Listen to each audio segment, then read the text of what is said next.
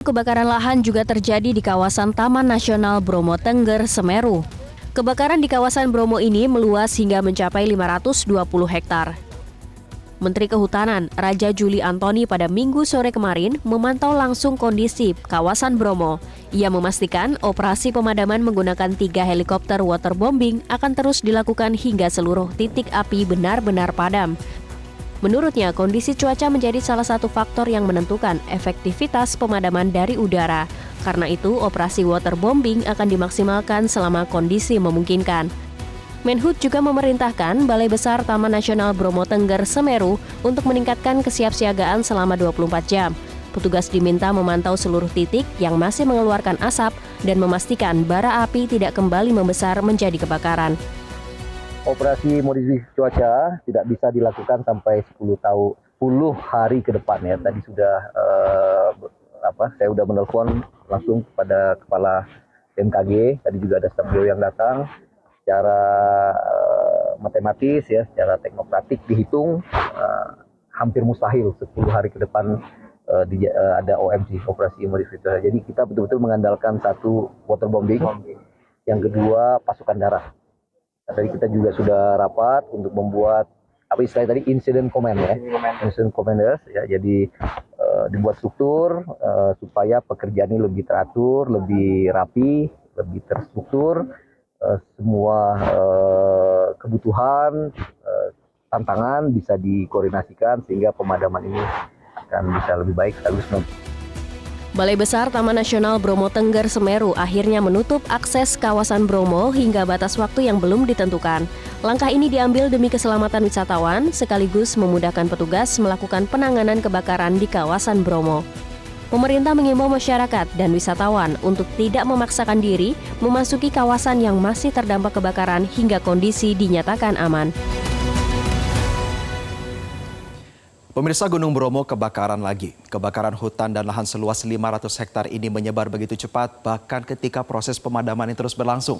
Tantangan di musim kemarau hingga pengungkapan penyebab yang terus dinanti membayangi insiden yang kembali terjadi pasca 3 tahun lalu. Lantas apa saja fakta-fakta yang perlu kita ketahui? Mari kita cek sama-sama faktanya. Kita awali dengan slide yang awal pemirsa. Jadi dugaan awal munculnya kebakaran ini adalah pada tanggal 3 Agustus 2026 lalu. Balai Besar Taman Nasional Bromo Tengger Semeru atau BBTN-BTS mengungkap bahwa titik api ini diduga pertama kali ditemukan di atas tebing blok Bantengan Kecamatan Senduro, Kabupaten Lumajang.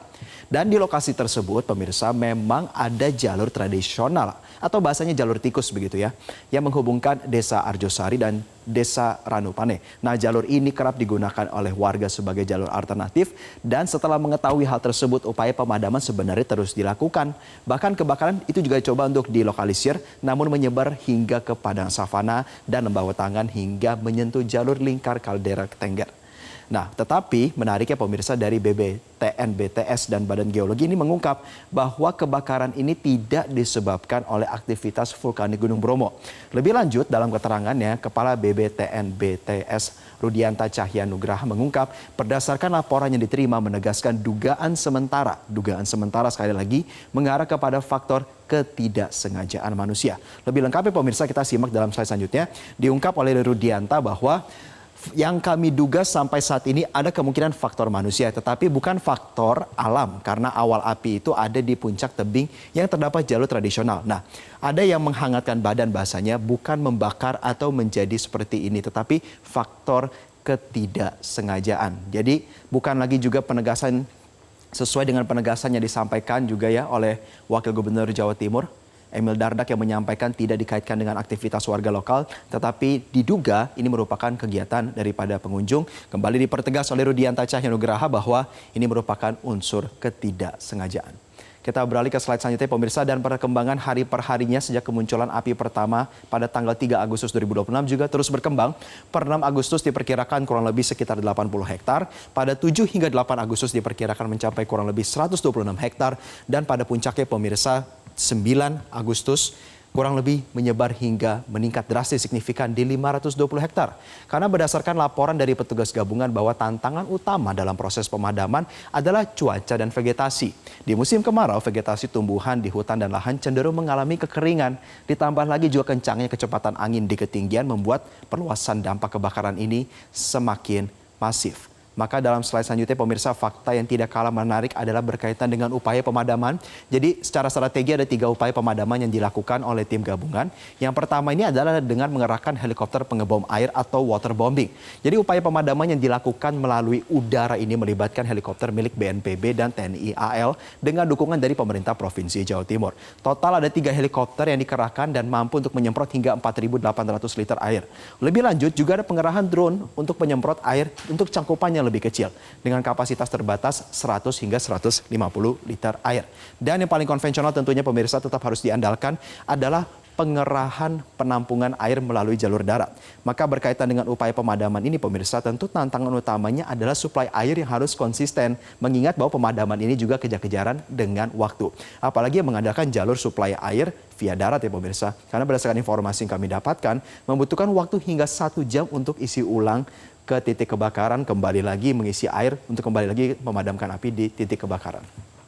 Dan fakta selanjutnya, pada akhirnya pemirsa, kebakaran tentunya juga berdampak kepada aktivitas wisata di kawasan tersebut karena 4 pintu masuk dari arah Lumajang, Malang, Pasuruan, dan Probolinggo ditutup total demi keselamatan wisatawan sekaligus memberikan ruang bagi petugas untuk melakukan pemadaman dulu. Balai Besar Taman Nasional Bromo Tengger Semeru atau BBTNBTS ini juga telah secara resmi disampaikan dalam lamannya pada Sabtu 8 Agustus malam menutup seluruh kawasan wisata Gunung Bromo mulai Sabtu 8 Agustus pukul 22 waktu Indonesia Barat hingga batas waktu yang belum ditentukan. Dan sebagai pengingat ya pemirsa bahwa pintu masuk yang dimaksud adalah Cumoro Lawang Probolinggo, Wonokitri Pasuruan, Jempalan dan Coban Sula Malang, serta Senduro Lumajang. Dan BBTNBTS ini juga memastikan terus melakukan pengawasan terhadap jalur-jalur alternatif atau yang biasa disebut sebagai jalur tikus untuk wisatawan supaya tidak masuk ke dalam kawasan Gunung Bromo melalui jalur-jalur tersebut. Dalam pengumuman yang sama, pihak BBTNBTS ini juga menyampaikan bahwa calon pengunjung dapat memilih opsi pengembalian refund atau penjadwalan ulang reschedule selama kawasan wisata Bromo ini masih ditutup. Calon pengunjung ini wajib melengkapi formulir yang akan disampaikan melalui admin aplikasi booking online TNBTS. Dan tentu bagi calon pengunjung yang belum membeli tiket ya pemirsa, namun berencana untuk berwisata ke kawasan Bromo, tentunya diimbau untuk membatalkan rencana kunjungan hingga kondisi kembali aman. Dan kita ke slide selanjutnya pemirsa. Kejadian ini tentunya mengingatkan kita dengan insiden yang terjadi pada tahun 2023 lalu. Kita mengingat bahwa kebakaran tersebut terjadi pada September 2023. Viral di media sosial, luas kawasan yang terbakar ini mencapai kurang lebih 500 hektar, tepatnya di wilayah Bukit Teletabis. Dan tentunya kita juga ingat bagaimana sumber api tersebut merupakan penggunaan flare untuk foto pranikah. Dan tentunya setelah didalami lebih lanjut oleh aparat penegak hukum dan juga pihak daripada Balai Besar bahwa unsur kelalaian dan kesengajaan manusia terkait dengan kebakaran yang terjadi pada tahun 2023 lalu ini terpenuhi. Maka tindak lanjutannya sekiranya Anda lupa atau tidak mengikuti pemirsa berujung kepada penindaklanjutan secara hukum yang sangat tegas. Dan upaya pemadaman kebakaran di kawasan Taman Nasional Bromo Tengger Semeru di Jawa Timur ini masih terus dilakukan. BPBD Jawa Timur ini mengatakan bahwa lahan di kawasan Bromo yang terbakar ini mencapai 550 hektar. Dan medan yang terjal dan tiupan angin yang kencang menghambat proses pemadaman tersebut. Untuk mengetahui informasi lebih lengkap pemirsa, mari kita simak dialog wawancara Kepala Pelaksana BPBD Jawa Timur, Gatot Subroto dengan Metro TV berikut ini. Dapat kami laporkan terkait dengan kondisi kebakaran Bromo bahwa hingga sore kemarin api masih menyala di area Bromo.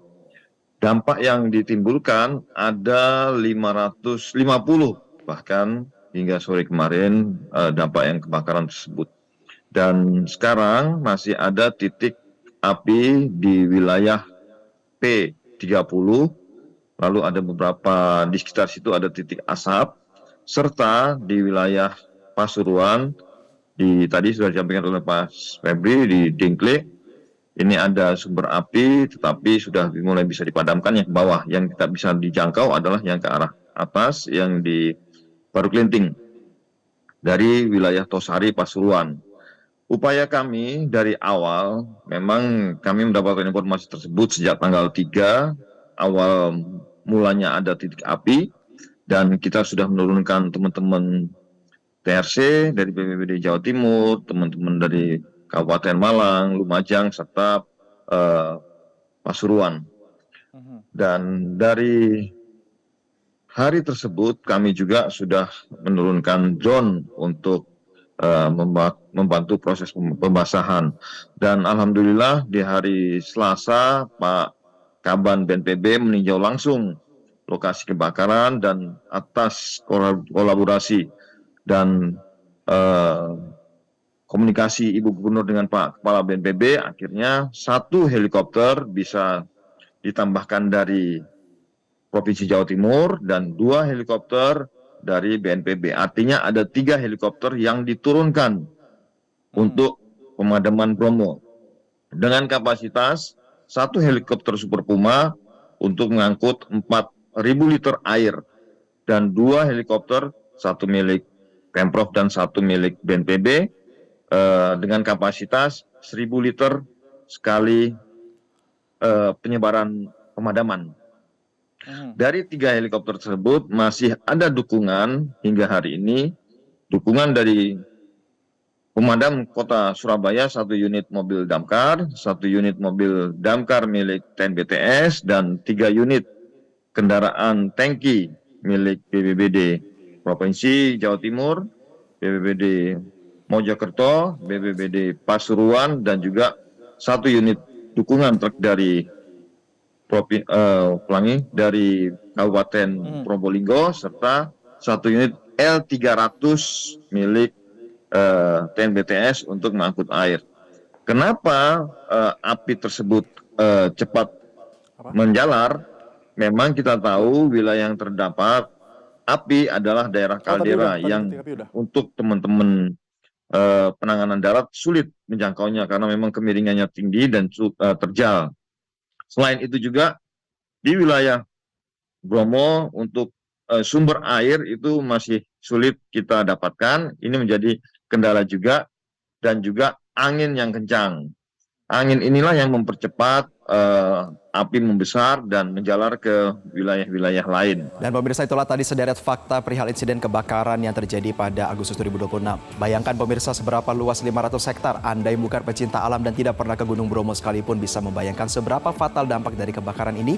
Baik disengaja maupun tidak, ketegasan dari para pihak mengelola Gunung Bromo sepatutnya menjadi formulasi jangka panjang, bukan hanya memadamkan per insiden saja. Jelajahi cara baru mendapatkan informasi. Download Metro TV Extend sekarang.